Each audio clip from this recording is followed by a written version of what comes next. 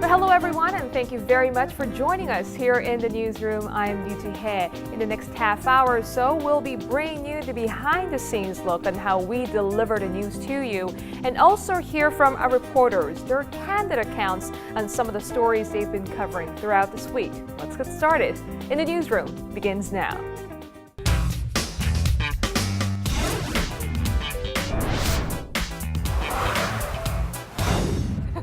Hi, Hannah. Wow, good to see you again. I know. It's been a while. It's actually my first time seeing you guys here at the cafe. I'm usually out there talking to the camera by myself, but it's really nice to see you guys here. Oh, yeah, it's nice to see you. Yeah, feels like a full house actually. Yeah. Quite a number of our reporters are here to talk about their stories today. Well, Hannah, despite the cold weather, you are out to cover the story, the second anniversary of Yeonpyeong Island Right. shelling. How did that Friday, November 23rd, marks the second anniversary of Yeonpyeong Island shellings.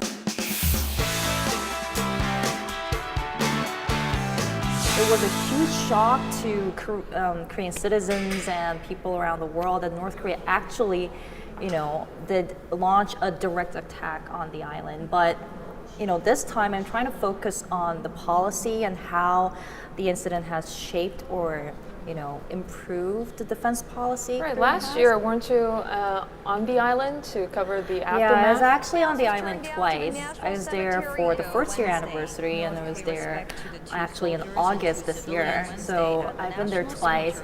And at that time, I was covering more on the life of the villagers and how they were living after such a traumatic event has happened to them. So what are some of the events that are being held in the country to commemorate the second anniversary? Well, at the War Memorial in Seoul, they're actually launching nationwide ceremony. The Prime Minister is going to be there, and there are various ceremonies that commemorate the second year anniversary. Also, military drills are happening to really up their defense readiness. So a lot of things are happening. I mean, this was a huge shock. I know I wasn't in Korea, but from being abroad, I felt like war was People gonna thought start. it was actually war, Yeah, but that's what I felt like too. But surprisingly, people living in Korea didn't feel that sense of urgency or as if there was going to be war. I think the media really portrayed it kind of really, blew up in scale. I mean, it was a very serious act of provocation since the Korean War. Yeah. I mean, what's surprising is the fact that North Korea's attitude hasn't changed since then. 2 years ago, after their shelling. They never got an apology, and they continue with their rhetoric and threatening South Korea. So it's really important for the presidential candidates to also think about what their defense policies are going to be about. Right. They cannot ignore the importance of security and national security. So although it's a bit disappointing as a defense ministry correspondent, the presidential candidates, they haven't really come up with a crystal clear policy for defense. They seem like they're talking about different things, but actually they're very similar, and they're just talking about, just the basic rhetoric, defense theory. So nothing amazing has come out of them. So since 2 years ago, has a lot of the defense structure or the policy, did it change in any way in that area? The Defense Ministry has created a headquarters for the West Sea Islands, the 5 islands. That includes Yeonpyeong Island, Baekneung Island, that closely borders North Korea. So more, military weapon systems have been placed on these islands, and they have really fortified the northern limit line. So yeah, a lot of changes happening since then. All right. Hopefully the three candidates could come up with something more concrete, like you said, so that the voters will be able to choose the right leader for the next years to come. All right, turning now to some welcome news. It has been long predicted that this moment will come for Korea, but it was this week that Korea has achieved this very significant goal. Tell us, Seung-ha. Yes, it was Wednesday, when 10 million tourists from Shanghai landed at the Incheon International 10 Airport. million? Yes, 10 Tourists? million.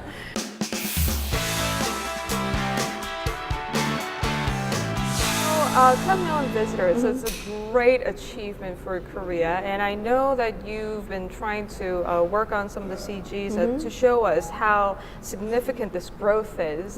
Hear that you took a different approach to do this report. Yeah, actually, later on I'll be shooting in front of a blue screen with all the computer graphics on. So please give me some tips if you have. Oh, I used to do, I did a blue screen stand-up in March when we were covering Seoul Nuclear Security Summit. But I did my stand-up in front of a map because we were trying to imagine like what would happen if a nuclear bomb would detonate in the middle of the city. So I was like trying to explain with the graphics. But yeah, it's a fun experience. Just have to keep your eye on the monitor to make sure that you're not pointing at the wrong places. Actually, I saw she has a stand-up in April. That was Yeah, that was like missile that. attack Yeah. came from North Korea's rocket. It was really rocket cool. launch. It was. It's amazing because it's a surreal experience, really. You are standing in front of this hollow blue screen, and then you look at the screen, and you're standing in front of this. And huge it's so rocket quiet launcher. too. Like the studio is so quiet, you feel really bare just standing by yourself. But you just have to use some imagination. And a bit of practice, right? Yeah. Ask Hua. I mean, she must have something to say. She does it all the time. Weathercaster. Right. Definitely.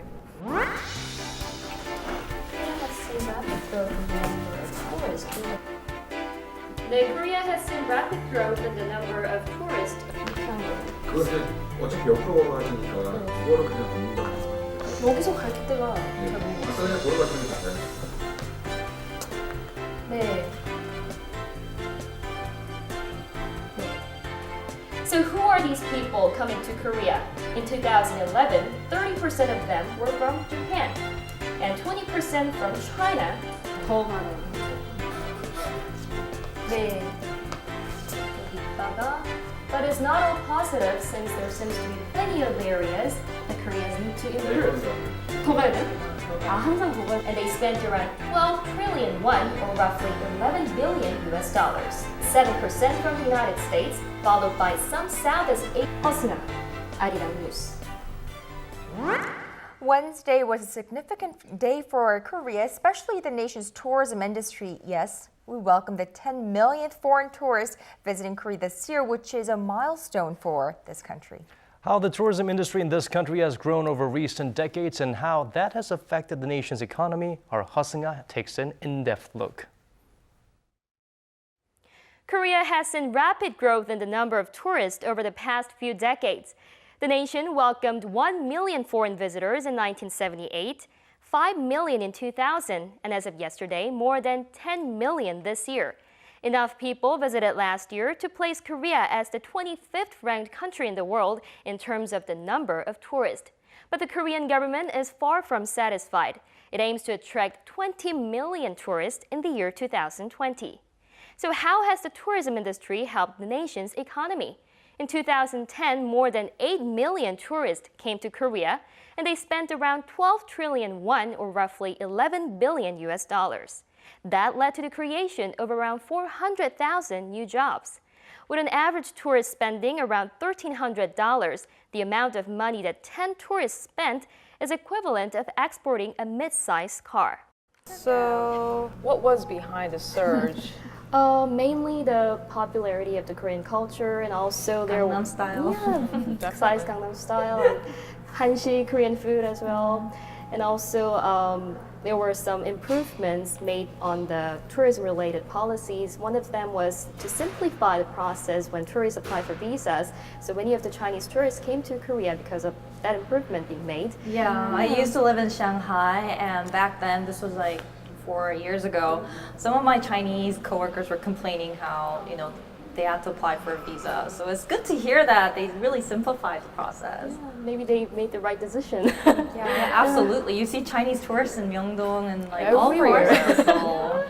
I still remember during the Chuseok holiday, the Myeongdong street was packed with Chinese tourists. Yeah. So I think it's a great moment for Korea, but at the same time, a good timing to really look back on our shortcomings in this tourism industry and also seek ways to improve the sector. And also, Korea doesn't have like the pyramids or the palace of Versailles or Niagara Falls, but at the same time we have natural, beautiful landscapes And food. and food. Yes, Korean of course. food. Right? The history. And the history, and so on. So let's talk about food. And it's a bit abrupt, but You gotta love the food. of course. Yes. Yeah, tell us. Well, not just Koreans love the food, but a lot of people around the world are loving Hansik or Korean food. And so I realized that there are a lot of foreigners who come to Korea, not just for K-pop, not just for Big Bang or Wonder Girls. Are they too old? I don't know. But they also come here for food.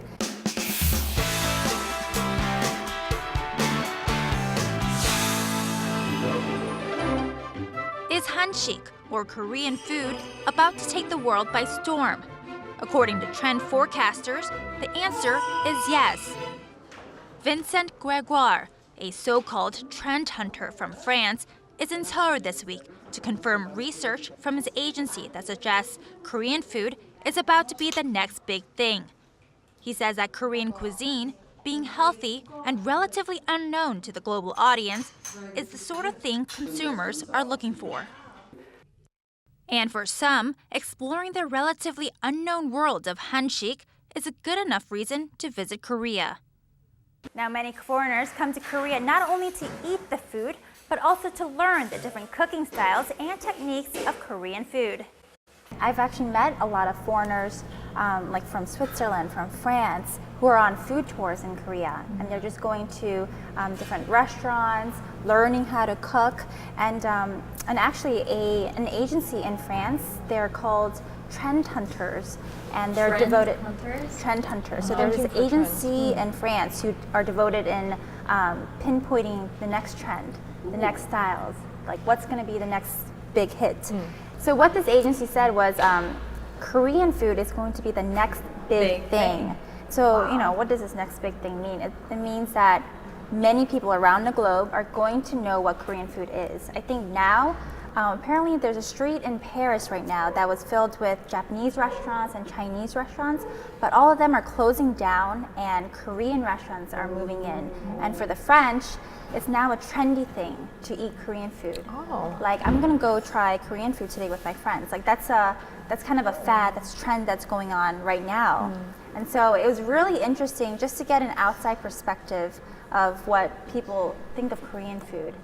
Because I grew up with my mom cooking Korean food, and I grew up with, just a lot of Korean food around me, so it's not as foreign or new to me. But for foreigners, they're saying, it's very approachable. There's nothing that's, weird or odd about Korean food. And it's also very, it's not too fancy, and it's not too, simple. It's like kind of right in between, and it's easy to play with because there's so many ingredients involved in Korean food. So, with like japchae or like bulgogi, and there's a vast variety of Korean food also.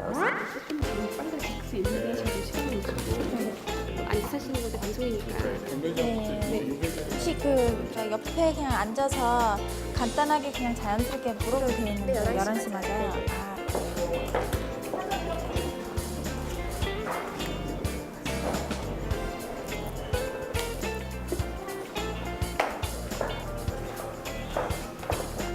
Hi, Vincent, let me introduce myself. Connie Lee, reporter from Arirang TV. Okay. We're here today to kind of get your opinion on Korean food Hansik, and if you have any favorites.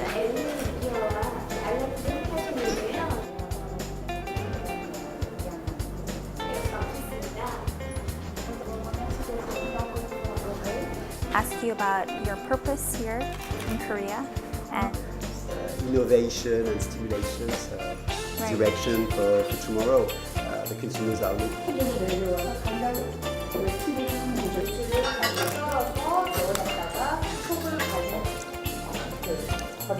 do the French like kimchi? The premium because French people have to discover Korean history, Korean culture, Korean few streets close to opera. Japanese food was very trendy 90s. Did you get to see some familiar faces in that during that event? You've been covering a lot of food-related events, so. Yes, not necessarily familiar faces, but I was there like as Arirang, but there were other media people who were covering this. We had Elle magazine from France, who was doing a special edition on Hansik and just Korean lifestyles. And I asked them, does Psy have something to do with this? But they said no, like we've been watching this trend from several months back, and they realized that, Korea is relatively unknown, and there's so much culture and there's so much history, and there are a lot of things that are very uniquely Korean, whether that's fashion styles or fermented foods, and so people are gaining interest. That's great news, actually, because a lot of the people say that cultural products by Korea that has yet to find a place in the mainstream was food, but I guess that concept is definitely changing. That's a promising news. Great. Okay. So, Li-an, let's turn to you. As mobile devices and smart tools are so much in demand right now, there's also growing demand for smart content. Right. And you were at a special conference. Tell us. First is tell you guys smart content obviously means content that you can get access to in any smart device. That range from mobile phones, smart TVs, to tablet PCs. So anyway, I went to this thing called Smart Content Awards and Conference, or a forum. And basically they had 3 booths showing these top applications made by Korean companies that received top awards. And there were leaders from the smart content industry who came to give speeches.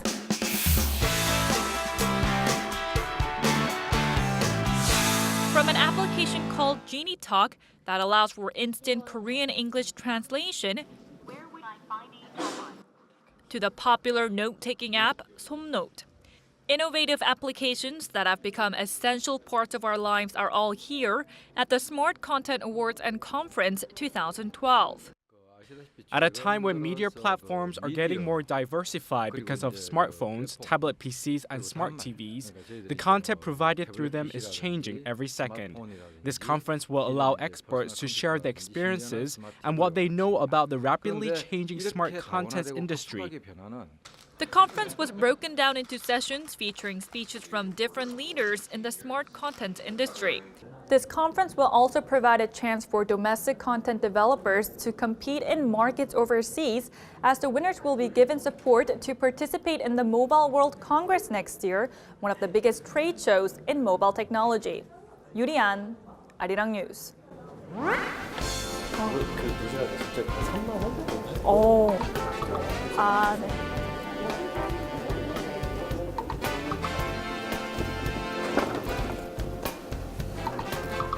여기 들어가면 되나요?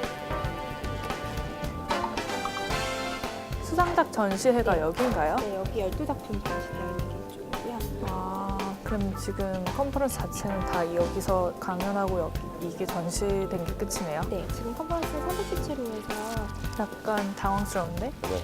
저기 하얀 거 있지? 저게 다래, 전시회. 아, 이거? 없어. 이게 다래. 이게 다. 이거 어떻게 키죠? 안 돼. 믹스는 안 되고. 저 리안인데요.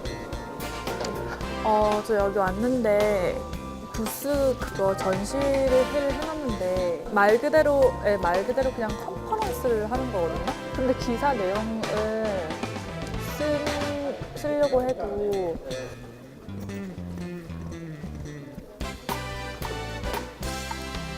자료 화면을 써서 패키지를 만들 수 있는 방법도 있긴 하다는데 이 패키지 뭐 만들 수 있긴 있을 것 같은데 포인트가 없을 것 같아.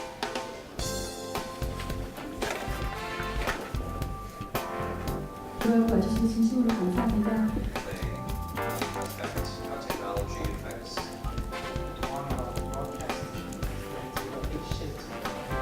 우리들 디바이스 중에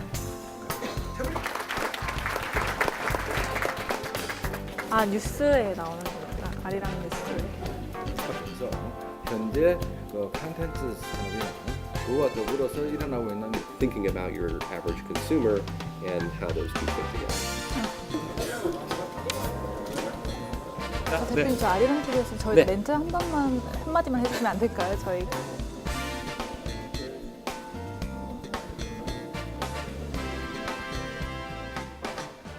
Was this just for Korean companies in Korea? Was this Yeah, award it was a Korean award? Only for Korean companies. Okay, Korean developers. Korean developers, Okay. but there were the speakers were from Google and Facebook and Kakao, so they're like real huge big leaders. What did they say? It was really interesting, actually, more than the applications themselves. What they said was more interesting, which was that smart content. It's this guy named Yoo Li, who's a creative director at Facebook, told me that what media used to be like a monologue, where it's like they direct information to users, and it was like a one-way stream kind of thing. But that's not the case anymore. It's changed from monologue to dialogue. So you always have to consider what the consumers want, how they're gonna think about this, because you get like minute-by-minute reaction by them, because through the SNS, Twitter, and whatnot. And I actually met this guy, Daniel Seberg. He was actually he became my role model because he was a technology correspondent worked for CNN and CNBC for like over 10, 20 years. And he actually came up with a book called Digital Diet this year, which is coming out early next year. And he was telling me now it's all about consumers and what they want. Like consumers want the product, the service to know exactly where they are. They want that service to realize their interests first and be able to advise this for the users. And they want to be able to think that they can interact with the service, not just like this one thing for a whole group of people. It's like individualized. It can be personalized. And also an interesting thing, Kakao, I think Heo Seung-ha covered this story a couple days ago. They're coming out with this thing called Kakao Page, where it's literally consumers doing it themselves. Now they create the contents themselves. You can sell your contents through this Kakao Page. It's a really new concept that's never done before, which is why I find it really interesting. Yeah. Awesome. Well, we'll certainly look forward to new ideas for a more smarter and more connected living. I mean, through these great inventions. All right. Well, great job this week, and guys, keep up the good work. It's been a great week. Right.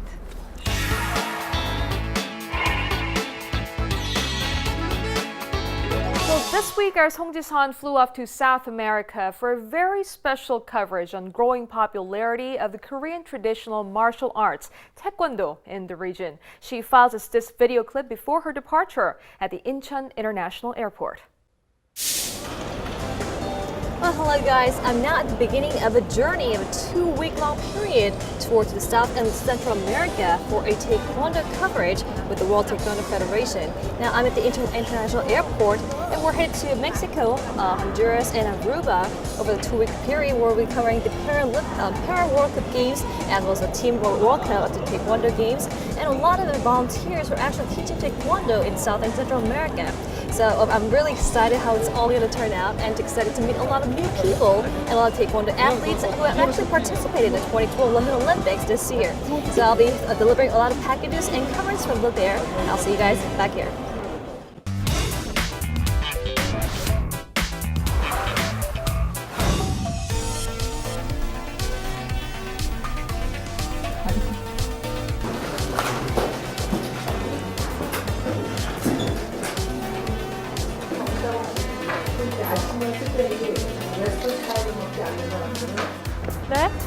네. Oh, I'll hold the mic. And you don't have to look at the camera, you can just look at me.